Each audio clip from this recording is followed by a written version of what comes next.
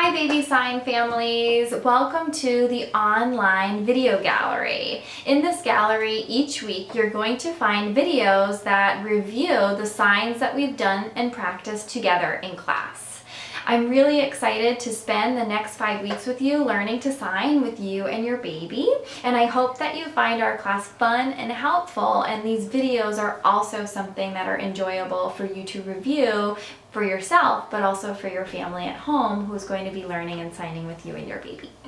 So just like today's class, I wanted to start by talking a little bit about the benefits of baby signs and the stages of which you can anticipate your baby recognizing baby signs. So as we discussed, the benefits of signs really have to do with our baby's ability to communicate with us before they have the words to do so. And learning different types of baby signs really reduces their frustration because they're able to tell us what they want or what they need or what they're feeling, again, without having those words to do so. So a baby might be able to tell you that they're all done with their dinner rather than getting into a frustrated state of mind because they can't communicate that with you with words.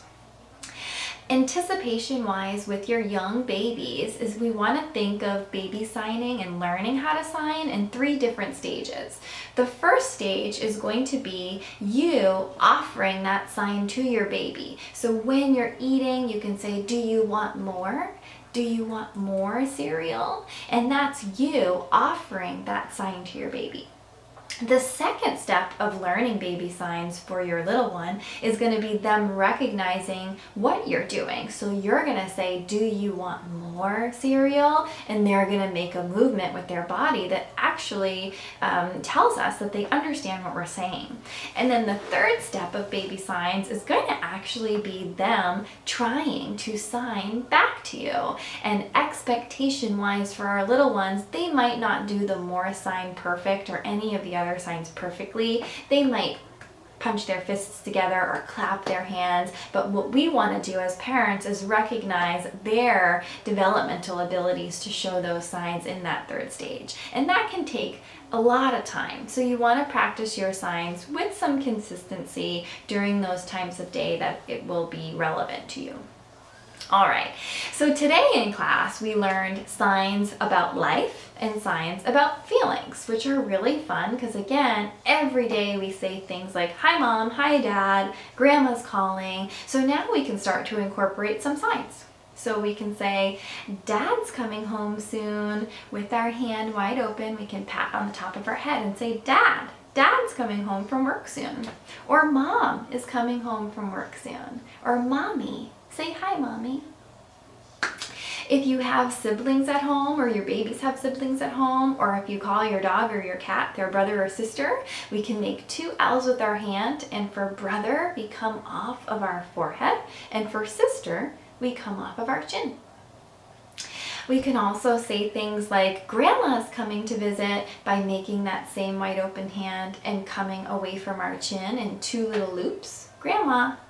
Or Grandpa called to say hello. Or Papa, or Mimi, or Papa, or whatever you use for your grandparents. We can also say things like Aunt by making an A with our hand and clicking it towards ourselves 2 times. Or Uncle by making a U with our fingers and clicking it towards ourselves 2 times. Or cousins. Your cousins are coming to play with you today. Your cousins. We also today learned nanny. We can say nanny by making a baby sitter. So this is the sign for sit and this is the sign for baby. So when we put them together and say, "Your nanny, your babysitter, your nanny's coming to play with you today. Mommy has to work, so the nanny's coming." Different types of emotions that we learned today. Happy. So when we do baby signs, we really exaggerate our movements, but the American Sign Language for happy is patting your chest, but for our babies, we say happy.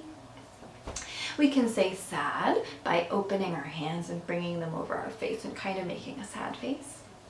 We can say silly by sort of making that play symbol in front of our nose and say, "You're so silly." We can say tired.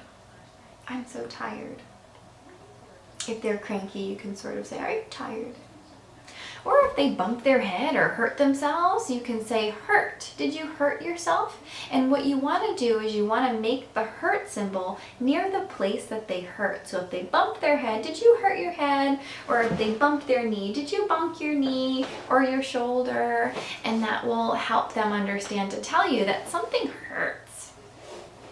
We also learned how to say yes and no, which are things that with our toddlers we're certainly saying a lot of, so we can emphasize them by using our signs with stern face, saying no, mommy said no, or yes, you can have some more of that. Like I said earlier, more by sort of making little clusters with your fingers and pushing them together, are all done by sweeping your hands away. Some people do this for all done, but it's more so just kind of sweeping your hands away or getting rid of what you're doing, get all done. We can also say thank you. That's something I'm sure we're telling our toddlers to say a lot of, is thank you. And you're welcome is actually the same sign. So if you're telling your baby, say thank you, and somebody says you're welcome, it's the same sign. We also, with our manners, want to say please with an open hand across our chest. Please and thank you, please. And sometimes if they do something fresh, we have to say you're sorry. So sometimes if they pull the cat's tail or the dog's tail, you say sorry to the dog or the cat.